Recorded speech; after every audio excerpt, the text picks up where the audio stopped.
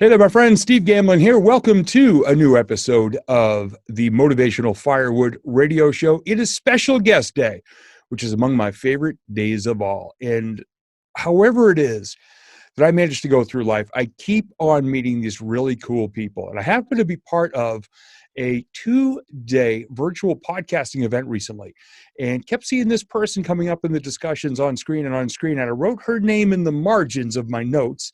There was 18 pages of notes, by the way. And the funniest part was she reached out to me and said, "Hey, I liked your answer on this." And I'm thinking, well, I liked your answer on this. So here we are. So today we are talking to Deborah Russell. Deborah is an elite certified business coach, keynote speaker, professional development trainer, and she also holds a master level certificate in Ericksonian Hypnosis and NLP, that is neuro-linguistic programming. She's got 18 years of experience as a business coach. She specialized in working with professionals in the arts and entertainment industry, professional athletes, and small business owners who are pursuing their passion as a business. And let me just tell you, as a creative person myself, we are not always the most detail-oriented people. So it's good to have friends like Deborah. She brings the business savvy to your passion-based business. Deborah has been described as that's a capital, big font, gouty, stout, bolded, the business coach for the non-business minded business owner. And Deborah also specializes in time management. Yes, I'm going to be taking notes today. Oh, good. Here's how good she is. She helps to increase both your productivity and the quality and enjoyment of your life. And here's the really good part.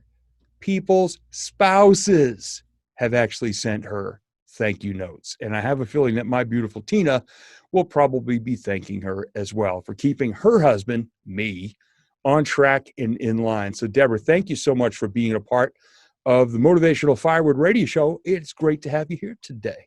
My pleasure, Steve. Thanks for having me. So I've got to ask, where did you get the idea that creative people needed so much help? I have been hanging out, and this is a little bit TMI, but I have been hanging out with musicians pretty much my whole life. And I've seen tremendously talented musicians not make it, not reach the level that their talent really deserved because they were lacking business savvy. And so when I became a coach, which was kind of my second act, I wanted to work with them because I knew I've owned my own business pretty much my whole life. Either been freelance or, running my own business. And I wanted to bring that to them so they could get what they deserve. And how awkward are the conversations when you first start with people? Because being a creative, and I remember I play drums as well. And I'm in my second recording studio, and I've been doing audio and voiceover for almost 30 years. How difficult of a conversation was it at first? And what were the reactions when you told somebody, look, I think you need some help with monetizing this or building a structure behind it all, when so many people go, dude, I just want to be on a stage? Yeah, those days are long dead. The music industry, with the advent of the internet, so late 90s, changed. And it changed permanently. It's never going back to the days where you can get discovered by a record company and the record company takes care of everything and all you've got to do is show up. That doesn't exist anymore. Record companies are investing less and less and less in artist development. And this is an example, but it's true in all of the arts and entertainment industry. It doesn't exist. So you've got a choice. If you are a creative, you can be a creative for the love of it. Do it in your basement, have fun with it, play with your friends, maybe have a couple gigs, and have a day job, have a job, have something, a career that you actually love, rather than the career that you're doing until you make it with music as your side hustle. If music is going to be your side hustle or your main hustle, you need to know how to hustle. Yeah. I was going to say the word that seems to be in both of those is hustle. Hustle, yes. Yeah. And you need to know how to do it strategically I can't tell you how many artists I worked with. I worked with this Celtic band who were amazing, just so talented. And they were doing really well. They were bringing in about $250K a year, so they were not struggling per se. But the band leader was doing all of the writing. He was doing all of the booking. He was doing all of the promoting. He was doing all of the everything. And he basically didn't sleep. And when he contacted me, he was so exhausted and burnt out, he was ready to quit. So I helped him systematize. I helped him figure out his time management. I helped him create a marketing system that he could then give away. And that's what he did, which freed him up to do things like orchestrating some of his music so that they could front in front of pop orchestras, which boosted their income, boosted their connections.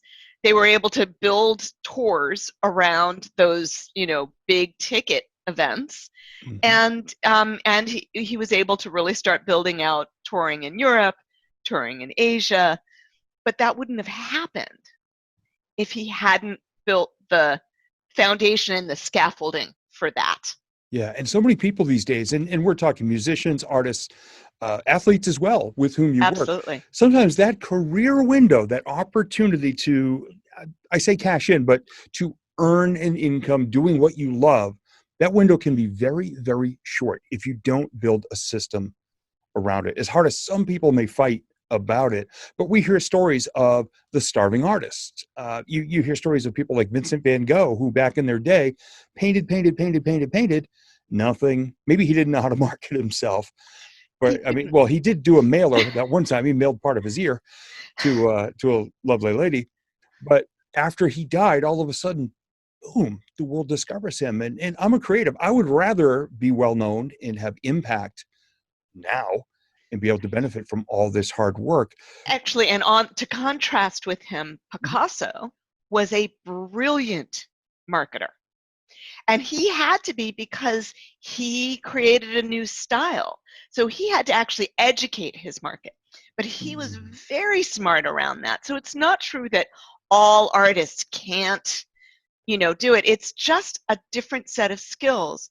And what I see happens with artists, with athletes, and with most of us small business owners is that we spend all this time, energy, money, focus on our craft, our skill, our game, our service, learning it, developing it, polishing it, become really, really expert in it, and spending very little time on business, learning business, learning the skills of business, building those skills, building those systems and structures.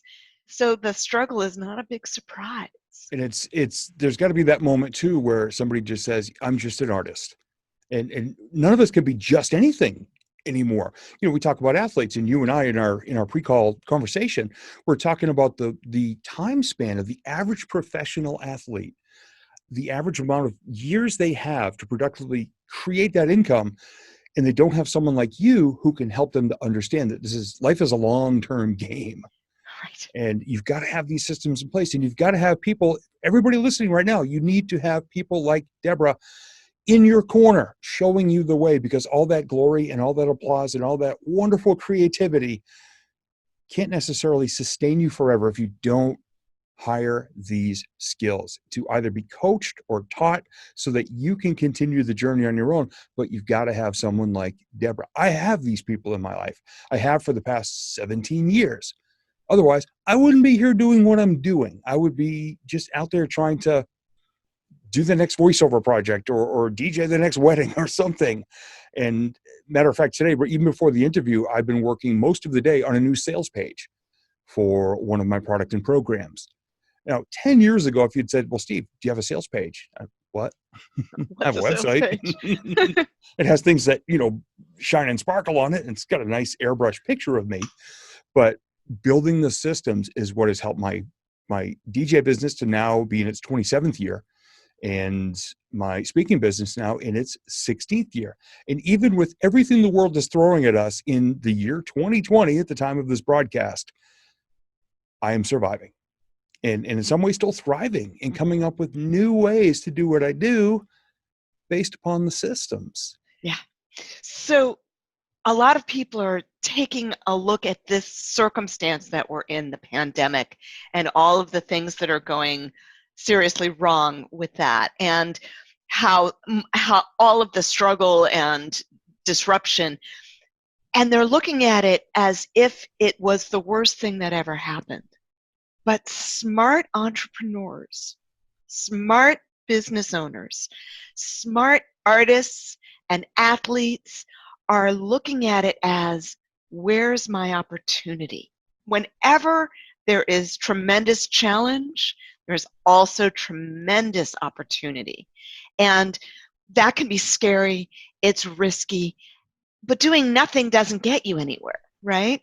So looking at, well, how can I disrupt? How can I create something different that benefits from this disruption, that creates a new opportunity from this disruption? I was speaking at a music business summit just last night, and we were talking about exactly this. I was on the on the panel with a gentleman who's doing exactly that. He's creating a platform for crowdsourcing for artists, and it's quite different than anything. When you think crowdsourcing, when you think Kickstarter or GoFundMe or whatever, it's not that at all. It's something completely different. And I don't feel educated enough to speak to his business idea, but what really impressed me was something that he said, which is, for him, the pandemic was probably the best thing that ever happened. Because this business idea that people were like, I don't know, it's so different, we're not sure, is now taking off because it fills the need that he didn't even know was going to be here. Right. And that's what entrepreneurs do. Entrepreneurs look at the situation. Netflix, great example. Netflix looked at the situation with streaming and saw that was cutting into their, you remember when you used to get Netflix discs in the mail? But they were losing business to streaming systems, and they said, let's do it. And they just pivoted. So they could look at it the way Blockbuster looked at them and said, oh no, but we're gonna just put our head down and keep doing what we're doing because it used to work. Be kind, rewind. Oh, I remember Blockbuster. But you're exactly right, because a situation came up, and this gentleman you're talking about at the music conference came up with a different way to help these artists and a different way to get their name out there, their music out there, whatever they may be creating out there. And yeah, it would not have happened without the pandemic and without 2020. The first week of kind of the mandatory work from home, which I already did anyway. Right, me too. a client of mine reached out to me from Arizona. Now, in May of 2017, they flew me out there. It's the Brain Injury Alliance of Arizona. So it was 250 traumatic brain injury survivors and their caregivers. So it was almost 500 people in the building. Flew me out there, got to deliver a 90-minute keynote, had an absolute blast, loved them, have kept in touch ever since. Well, the first week of basically shutdown, they reached out to me and said, hey, Steve, our event just went virtual. We can't fly anybody in. How much would you charge for 2 20-minute videos that we can share with our members? Because now that we don't have to fly anybody, we can pick any speakers we want. Right. And we remembered your name. And so the very first week of me wondering, oh gosh, what am I going to do? I can't fly and speak anywhere. And all of a sudden, my favorite client ever reaches out and says, can you just basically dress nicely from the waist up, get on your camera and share 2 20-minute videos? And I said, yes. And matter of fact, they loved the picture, the photo that I sent them. I kind of posed like the thinker with my foot up on my drum stool. And from the waist up, it was a jacket, a tie, and a shirt. And from the waist down was ripped up jeans. So I said, it's a fashion mullet. It's That's right. business That's up right. top, party down below. Party down below. But I couldn't have done that before. And it actually triggered. And now with my vision board work, I'm doing it virtually with some company teams, and we're exploring some really exciting stuff now. So yeah, I get what this person means. And I hope his program absolutely rocks. Yeah, it's transformative. Experiences like what we're going through, and it's not just the US, the entire world is in the middle of transformation. It's very uncomfortable, but transformation is always uncomfortable. And one of my best pieces of advice that I received as a young business owner was get comfortable with being uncomfortable. Looking back, I understand that 100%, because so many people right now are doing, if you remember, and I've seen these, the old safety film strips from, the 1950s or so, the whole Cold War. If anything's going wrong, just curl up in a ball. Right. And so Duck many and cover. entrepreneurs, duck and cover. That's what it is. Thank you. I was thinking stop, drop, and roll, but that's a fire.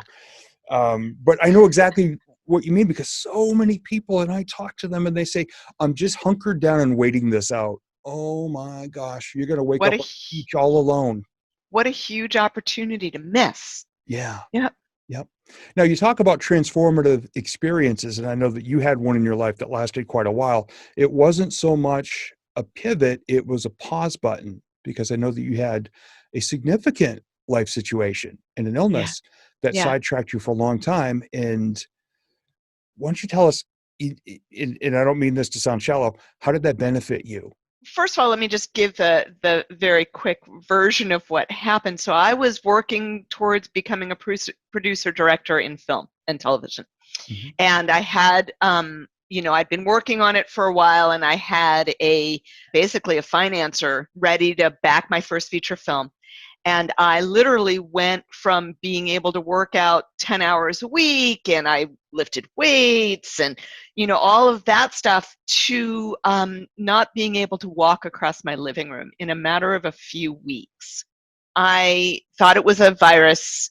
I was diagnosed with myalgic encephalomyelitis and was told that I would be disabled and bedridden for the rest of my life, that I should just file for federal disability.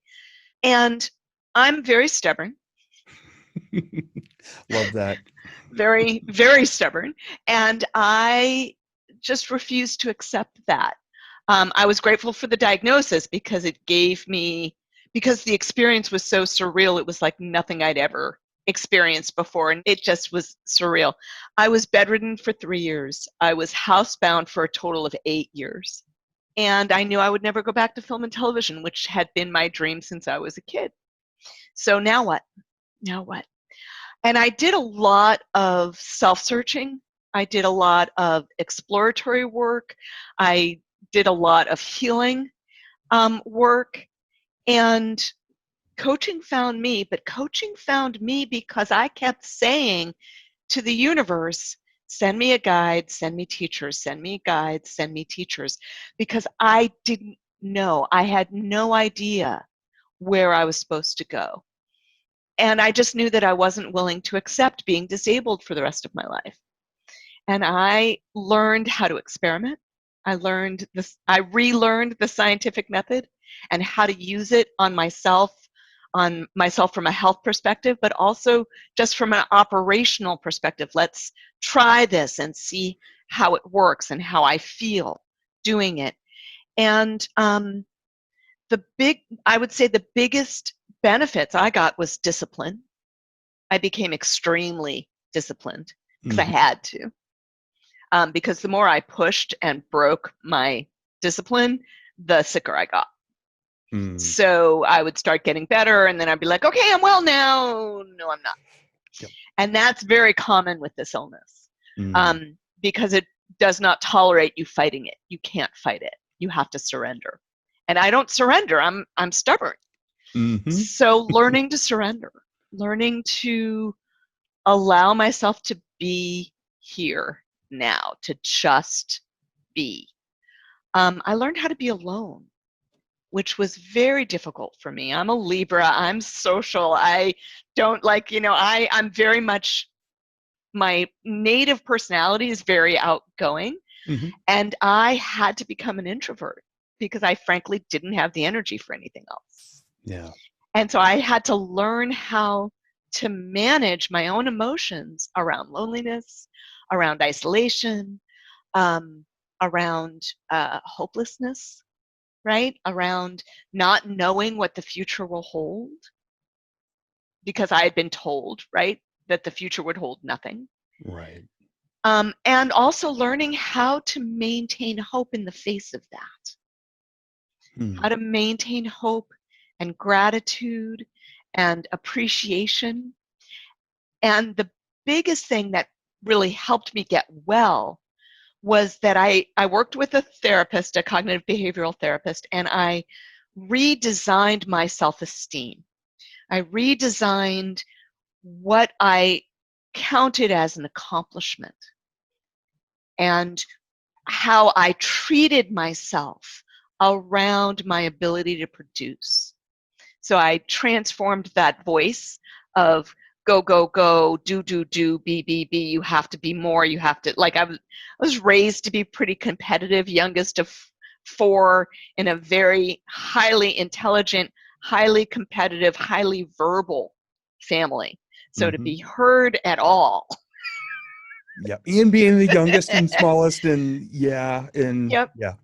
And I'm still the smallest. I'm pretty much the smallest of everybody I know because I'm only about 4'11". But people always tell me my energy is much bigger. I'm much taller online. Good. So nice. Now, there's a word in there that you said that I absolutely love because it's part of every day for me, is gratitude.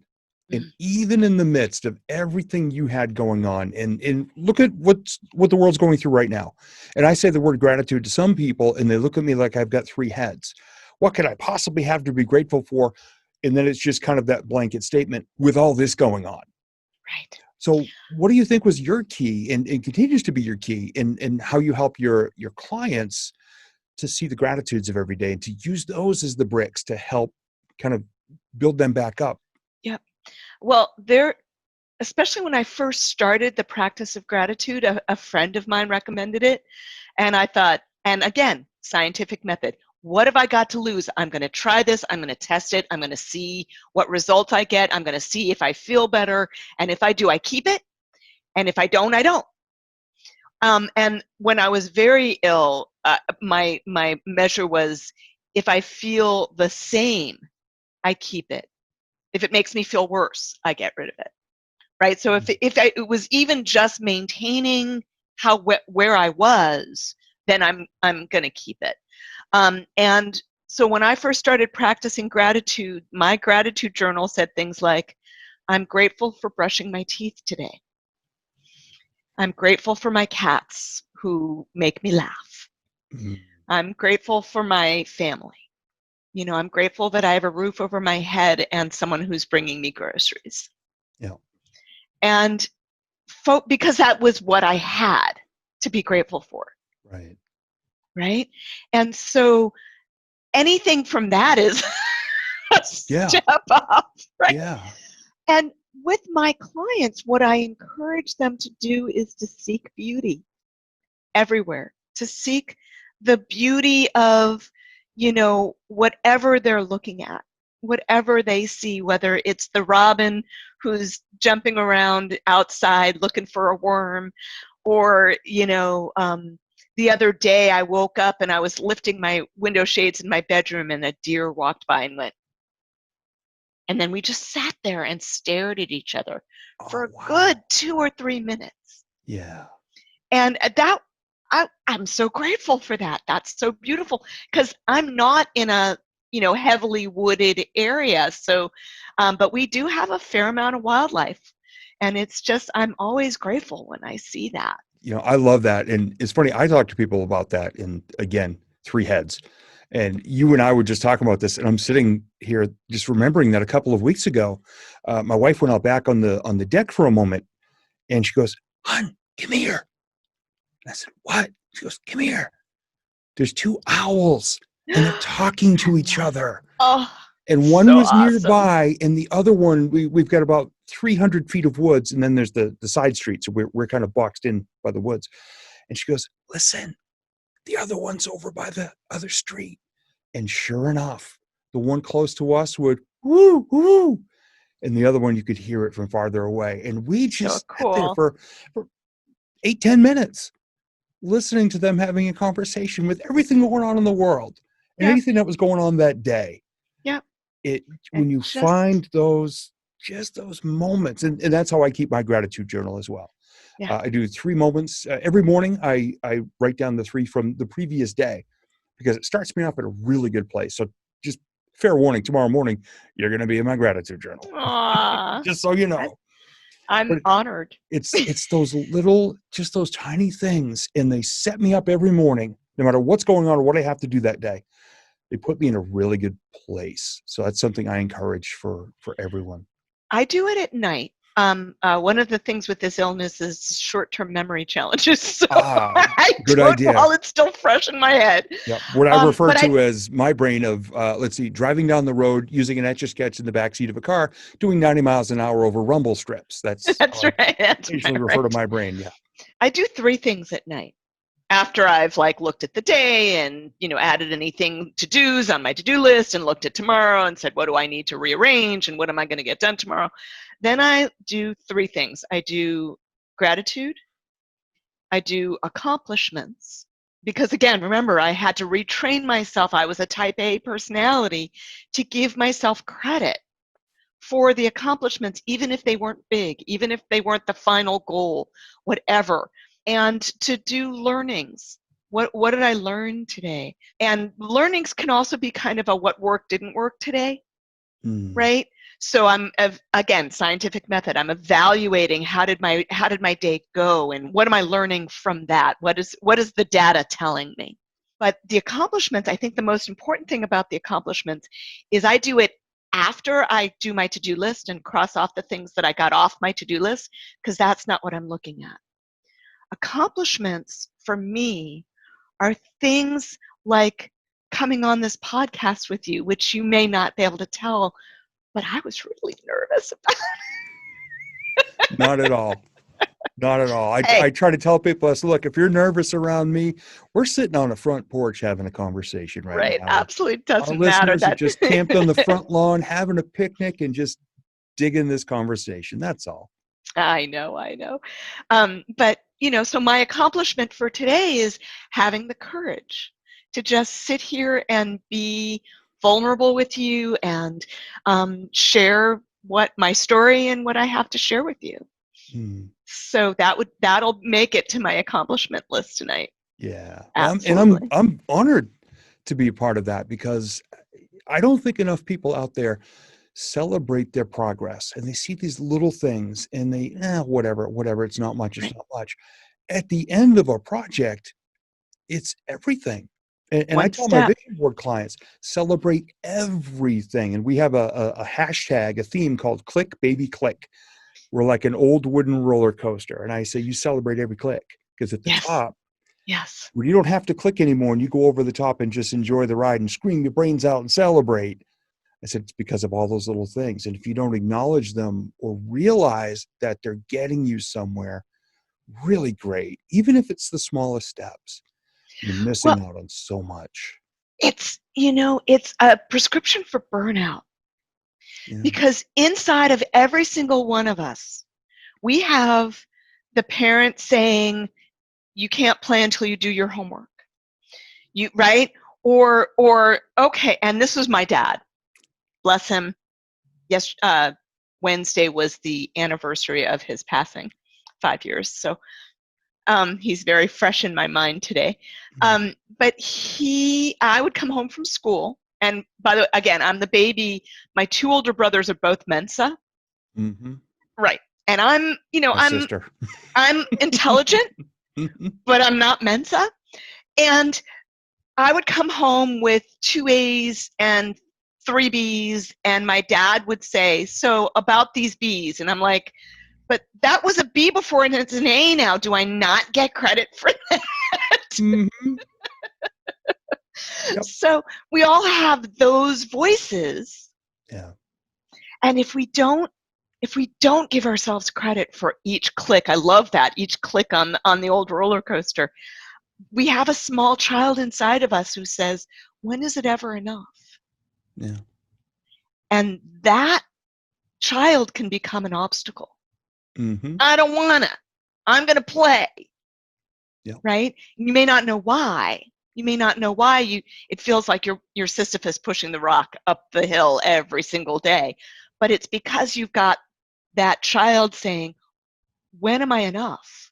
And when you do acknowledge them, you're building a muscle. It's like people that say on January 1st, oh, I need to lose 50 pounds this year. And they go to the gym that day for 3 hours and try to bench press a Volkswagen. And they think that's what's going to get them. And then they can't walk for a week. And then they don't go back to the gym because they associate pain with it. And then just the slow and steady wins the race. The tortoise and the hare wasn't just a cute story. It's who we become. Yes. Systematically along the way. And your clients get more disciplined. I'd be willing to bet that after, I don't know how long you typically work with your clients, that on the 6-month mark, the 1 year mark, you may say, hey, do you remember when we first met when this was your mindset? And it was, I don't want to do that. I just want to go play. Yep. And now they're in a better place. It's one of my favorite things to do. When they complete a goal, they fill out a little questionnaire. And one of the things in the questionnaire is what was the biggest accomplishment for you? What was the biggest obstacle you got past? What was what are you proud of yourself for? So that they really give it to themselves. But in sessions, that's part of my job, is to do the little happy dance. Look what you got done. Yeah. This is a huge accomplishment. You made that phone call you were terrified to make, and you did it, or whatever. That's kind of part of my role as coach, is to be a bit of the cheerleader. Mm-hmm. Say, hey, this is big for you. Yeah. Because people don't give themselves credit. And we are so taught not to blow our own horns that we impose that on ourselves. Yeah. We won't even do it inside our own heads. Yeah, because there's no shortage of people out there who are willing to say, when you're sitting there just saying, yes, I did this. Oh, stop bragging, stop showing off. You shouldn't be that way. Oh, your ego is huge now. Right. And all of a sudden we just shrink. We shrink back from it. And we've got to be, I've got a whole weekly series with my vision board clients. It's called Motivational Firewood Weekly. Every Monday night from 7:30 to 8, I'm doing a Zoom call, and they'll send me questions in advance and challenges. But what I also tell them to do, I'll say, and I got this from my business coach, Lonnie Robinson, what were your wins this week? He opens every call with that. And we type them in. He gets just as excited as we do. And he's been my mentor now for 2 years. And I love celebrating that. I've got a vision board client who for 2 years systematically clicked her way to, despite losing her full-time job, this was her side hustle, the business that I work on her with the vision board, to save up $10,000 after paying all her bills and after losing her full-time job to go on a safari in Africa. That's so cool. Every little step we celebrate. She celebrated on Facebook Lives with her customers. It was amazing. Fabulous. I loved it. Yeah, I worked with a painter client who had the goal. She was a portrait artist, and her goal was money flows like the tides, because she wanted, and she had a number and a date and all that, but the money flows like the tides because she wanted the predictability of it. And as a freelance business owner, that's one of our biggest challenges, is the money's not predictable, right? And her other dream, she didn't even make it a goal because she was too afraid to say it. Her other dream was to spend 6 weeks in Paris. Wow. Learning, studying, and spending time in museums and just being in Paris for 6 weeks. And she said, there's no way. How can I possibly afford this? But we worked on that money goal, and she saved the money, and she also found ways to, this was the early days of Airbnb, so she found an Airbnb, and she was able to do the trip and not go into debt. She racked up 0 debt on this trip. 6 weeks in Paris, being a painter in Paris. Yeah. I mean, so honestly, what better place? Right. Yeah, to land in Paris. I mean, what a romantic experience that is to just be able to immerse in that for 6 weeks. It's what a lot of times people don't name their dreams. They don't create them as goals, because if they don't get them, they'll be devastated. Yeah. And so they don't take the risk of saying, this is what I'm doing. Yeah. I'm doing that right now. I'm going to go back and get my graduate degree. I'm going to get an MBA, and I'm saying it out loud, even though in this moment, I was supposed to move last month. In this moment, not really clear exactly how this is going to all work. Yeah. Yeah. But somewhere in between, somewhere in those parentheses, I mean, you had 8 years, 3 years in bed, but 8 years kind of confined to your home. In parentheses, gosh, we never know what can possibly happen. That's right. In there. And what happens in parentheses? They're special, they're set apart. Not everybody hears them, but you do, because you're the one putting the words in there. Right. And you're creating this next experience, but you're also leaving yourself open to opportunity, which not everybody does. Some people get that tap, tap, tap, and they're like, no, I'm waiting for this. And it's tapping. You're like, come on, I'm waiting for this. And it's something better than that. And see, that's another benefit of having everything taken away. Because everything was taken away from me. My ability to walk was taken away. My ability to socialize, to have a conversation. I couldn't read. I lost the ability to do math. Everything was taken away. But from that place, everything's an opportunity, and anything's an opportunity. And I just decided I was willing to try anything. I wasn't willing to be disabled for the rest of my life. Yeah. And so I experimented. I took those risks, and I did a pipe ceremony with a Native American shaman, an Iroquois shaman. I, read books that I would never have read once I was able to read again. I took, I just did a lot of different stuff that I wouldn't have had time for. Now I had time. I didn't have the energy necessarily, but I had time. And I was willing to try anything. Coming from that place, not every opportunity is my opportunity, but I look at them all, because you just never know. Yeah. And of course, the way you and I think, because we have clients and we coach and we guide people, and of course, we have our own coaches. When you see an opportunity that might not be for you, all of a sudden you think, this might be good for this. And we just kind of take it and we hand it off to someone else. And I mean, that happens all the time. If we're open to just keeping our head on a swivel and to keep our eyes and ears, hearts and brains open. Yeah. They're there right now. And so many people think there's nothing happening. Well, I'm sorry to tell you, I'm here in the recording studio, dressed nicely from the waist up, working all day, every day. So there's stuff happening out there. Sometimes we just have to make it happen. Yep. And think differently about it. Yeah, absolutely. Yeah. And be willing to take the risk of, of trying something and seeing what happens and where it takes you. Yeah. So. And even my worst failures, I get an article out of it, or a radio show, or a video, or a stage story.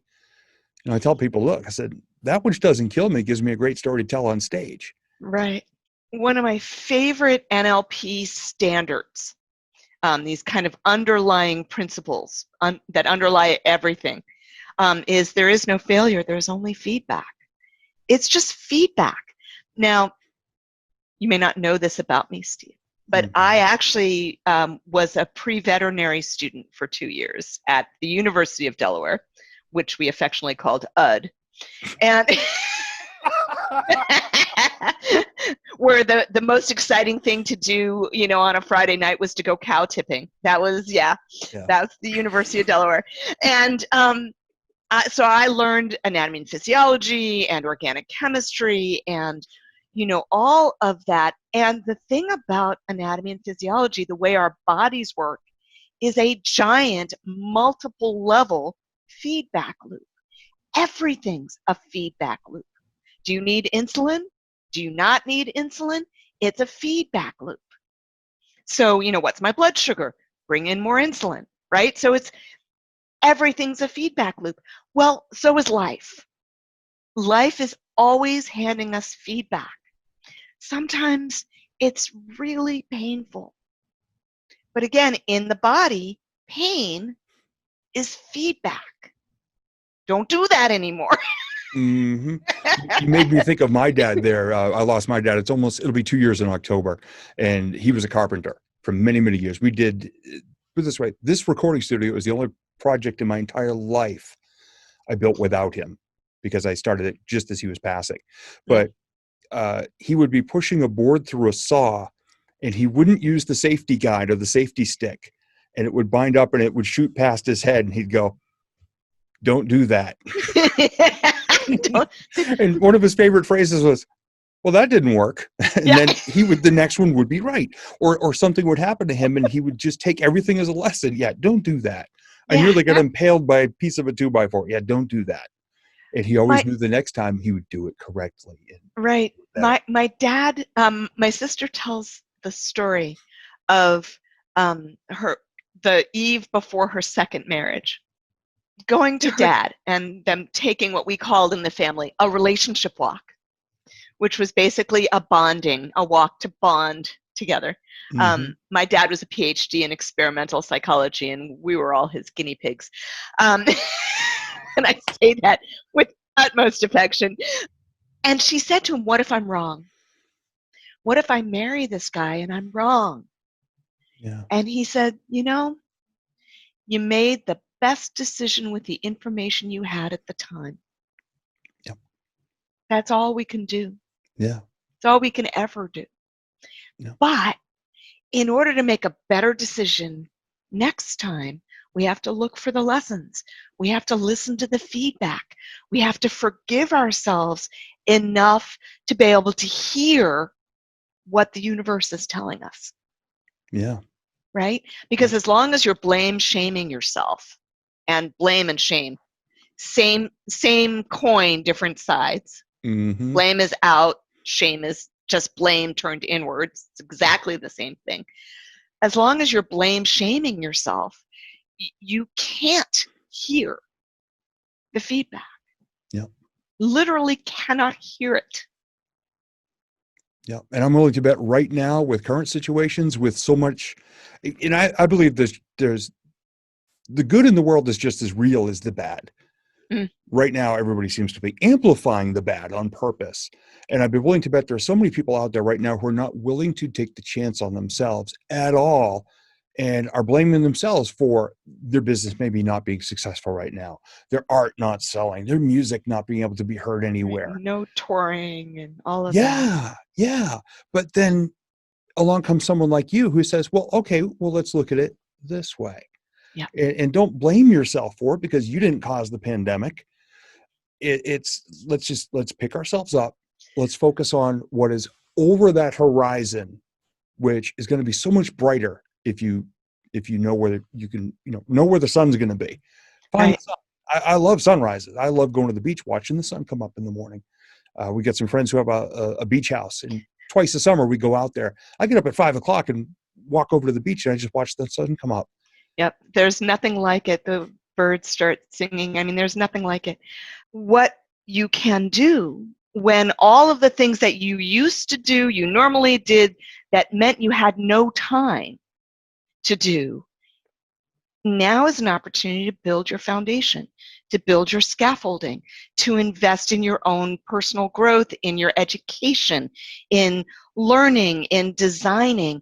My goal for my clients during this quiet time, this going inward time, is to build something so that when things open back up, and they will. I mean, in the 1918 pandemic, which, by the way, lasted 2 solid years, and was on the heels of a world war that killed and maimed millions. So it was disaster. Mm-hmm. If we look at where we are now, we can build something so that when things open back up, your business isn't where it was. Your business is ready to take off because you've built the scaffolding to support the growth. Because people don't do that. They think, I'll build the systems. I'll build my money management system when I have money flowing in. I'll build my marketing system when I have my product and I'm ready to market. I'll build my fulfillment system for growth when I've got growth. Too late. Mm-hmm. It's already too late. Yeah. You need to do that before you need it, because once you need it, you don't have time to build it. Yep. Exactly. And so businesses look like this instead of this. Right. Because they don't have the scaffolding to support that. Yeah. And so many people wait until it's perfect to do it. And, oh right. my gosh, well, you're going to be alone on the beach touting your new product to a bunch of seagulls who are just looking for a French fry at that point. That's true. And they don't care. They will actually eventually show you how much they care about it if you leave it near them long enough. They'll drop a 5-star rating right across the cover. There you go. Perfection. Exactly. Yeah. So how can people, Deborah, find out more about you, connect with you? You've worked with people all around the world. So, and I want this conversation to resonate with people who are just like you and I, who are entrepreneurs, who love what we do, but have managed to build a business doing what we're doing. So if it's echoing with people right now saying, you know what, I want to be clicking, I want to be this and not just this at the mercy of everything, the squiggle up and down on a chart. Mm-hmm. How can people learn more about you, get a hold of you, have a conversation with you, invite you on their shows? How can people connect with you? Absolutely. So my website is DeborahRussellCoaching.com. And it's Deborah with no extra letters. I'm very small. I don't need any extra letters. So it's DEBRA. Mm-hmm. And Russell is 2 S's and 2 L's. So gotcha. DeborahRussellCoaching.com. And or you can find me on LinkedIn as well. On my website, if you're interested in coaching on my website, if you go to the services and drop down and find the coaching page, there's a little questionnaire to fill out. And you fill that out and we'll set up a call. And then we have a conversation. But I also wanted to let everybody know that there is a free ebook on time management that they can just download. They go to that website and they can download it from there. And also, I have a link for artists, special link for artists, a special link for athletes. And the one last thing I wanted to share about that is that I am offering a pandemic special on some of my products. So if you're feeling like, oh, I would love this, but there's, I'm living on unemployment and there's no way I can afford this. Yeah, you can. Nice. Well, I highly, now you and I have had 2 extended conversations now. One of them, this one we recorded, but I would highly recommend people reach out and tap into your knowledge, tap into your heart, your brain, and just your energy, because it's really, really good. And the world really needs that right now. We need as many guiding lights, positive, hopeful things on the horizon as possible. Thank you, Steve. Thank you for having me. It was absolutely a blast. My pleasure. I really enjoyed it. Thank you for listening. For more information on how you can create a more vivid, focused future with the Vision Board Mastery Program, or to invite Steve to be part of your next event, please visit motivationalfirewood.com.